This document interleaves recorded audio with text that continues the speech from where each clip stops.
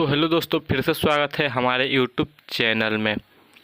दोस्तों, खेसारी लाल यादव का कमर damage Aaradhya film से जो सॉन्ग आया था उसका इवेंट भी था कल बीच परसों, जिसमें अपने वाल के स्क्रीन पर सबसे पहले वीडियो देखी खेसारी लाल यादव और चंदा यादव। चंदा भाभी भी वहाँ पहुँची थी इवेंट में, लेकिन उनको रूम में रखा गया था और ये छुप कर निकली तो इतना सारे जाम ऑडियंस का, तब पर भी बिना बताए हुए निकलने पर भी इतना ऑडियंस का जाम हो चुका है। अपने वाल के स्क्रीन पर वीडियो देखिए। सबसे पहले एयरपोर्ट जा रहे हैं रात को, होटल से निकल कर जहाँ इवेंट था वहाँ से, तो देखिए कितने सारे भीड़ है, कितने सारे ऑडियंस है। ये वीडियो इंस्टाग्राम पर अखिलेश कश्यप जी अपलोड किए हैं।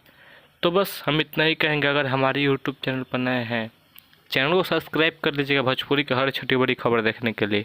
तब तक के लिए बाय, मिलते हैं नेक्स्ट वीडियो में। जय हिंद, जय भोजपुरी।